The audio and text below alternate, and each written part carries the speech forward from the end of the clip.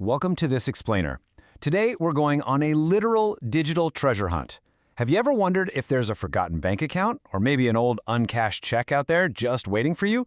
Well, you're absolutely in the right place because the state of Maryland is currently sitting on a massive fortune that actually belongs to everyday people. Prepare yourself for this one. According to the National Association of Unclaimed Property Administrators, nearly 33 million people in the United States, that is, 1 in every 7 Americans, has unclaimed property. 1 in 7. And if we just look at the state of Maryland, the Comptroller's office currently holds over $1 billion in unclaimed assets. That's a billion with a B, just sitting in the state treasury waiting to go back to its rightful owners. Okay, let's dive into this, because that billion-dollar pool of money, that is not state revenue. It belongs to everyday people, businesses, and organizations. The state is literally just holding on to it for safekeeping. Throughout this explainer, we're going to walk through exactly how you can find out if a slice of that massive pie legally belongs to you, and, exactly how to get it back into your wallet. So here is our roadmap for today to help you navigate this seemingly intimidating government process. 1. Introduction to unclaimed property. 2. Maryland's Unclaimed Property Program. 3. Step-by-step claim guide. 4. Tips for a successful claim. And finally, 5. Overcoming common claim challenges.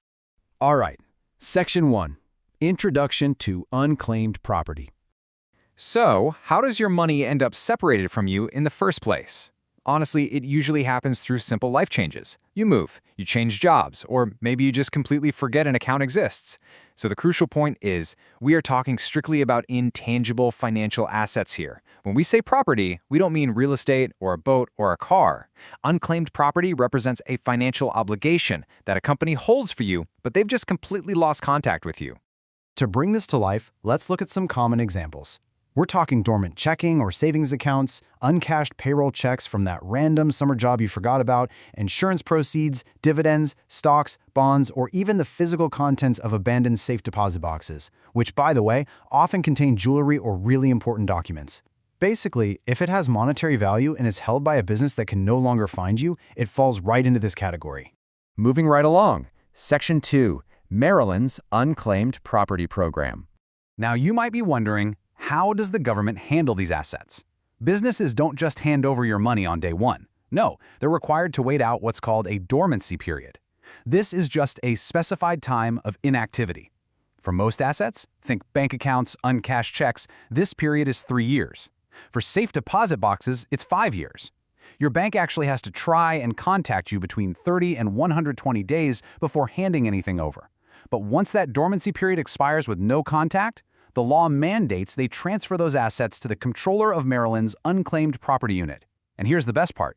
Because the state acts as a perpetual custodian, there is absolutely no statute of limitations to claim your money back. Whenever you find it, it's yours. And claiming this money has gotten a whole lot easier recently. As Maryland Comptroller Brooke Learman put it, Marylanders who find their name on the unclaimed property list can now file their claims faster and more easily on Maryland One Stop. Basically, transitioning to this digital portal was a huge move to cut through the red tape and make the whole process way more transparent and efficient for residents. And we know for a fact, this modernized system is highly effective. Check this out.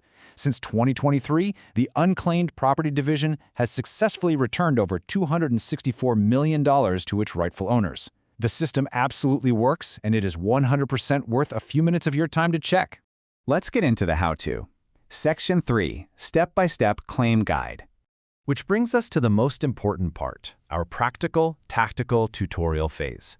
We can map the whole process out into 4 easy sequential steps. 1. Search the database. 2. Gather your documents. 3. Complete the form. And 4. Submit and track. Breaking it down like this really prevents cognitive overload, right? It shows you that this whole thing is actually highly manageable. And this brilliantly illustrates the 2 distinct paths you can take to file. You can file digitally via Maryland One Stop, which lets you upload your documents directly and gets you much faster processing times. Or you can go old school and file by downloading and mailing the paper form, known as the COT-ST912, straight to Baltimore. Both get the job done, but honestly, the digital route is highly recommended if you want speed and convenience.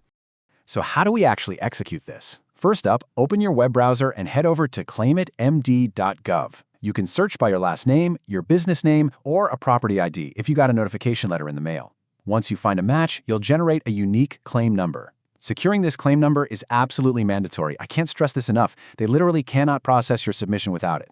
Next, gather up your documents. You're going to need a scanned copy of a valid government photo ID, like a driver's license, plus official proof of your Social Security number, so maybe a W-2 or your actual Social Security card. You'll also want to dig up some proof tying you to the original address on the account, like an old utility bill.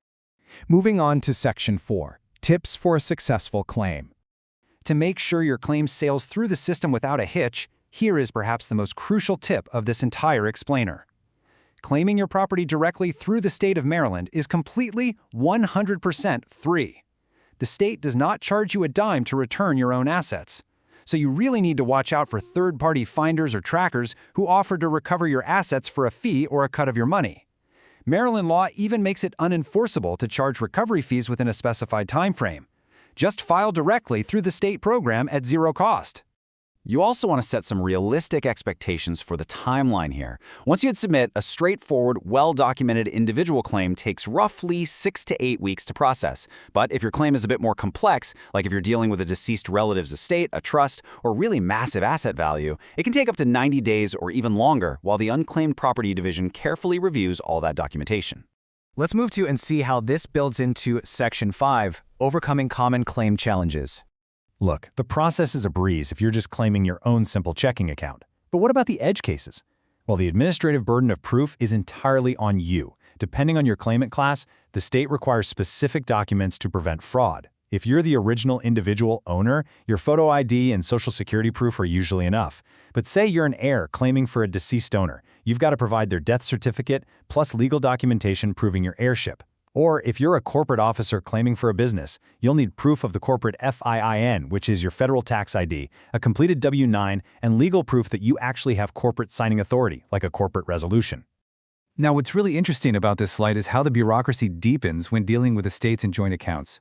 If you're an estate personal representative, the controller requires certified letters of administration or small estate papers obtained directly from the Register of Wills, alongside true test copies, which just means officially certified copies of relevant court orders.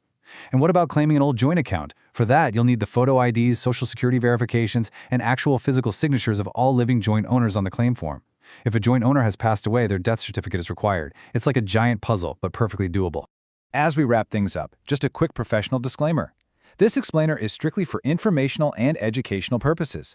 Because government laws, required documents, and specific procedures can and do evolve over time, you should always consult the official Maryland Comptroller resources or a qualified legal professional to confirm the specifics of your unique situation. But the core reality here remains unchanged. There is a staggering amount of abandoned wealth out there. It isn't lost forever. It's literally just resting in state custody, waiting for you to claim it. With over $1 billion sitting in the Maryland Treasury right now, and 1 in 7 Americans owed unclaimed property, the odds are incredibly high that you, or someone you know, has a forgotten financial asset just waiting for them. What if the only thing standing between you and a forgotten fortune is a 5-minute web search? Head over to claimitmd.gov and start the search for your missing treasure today.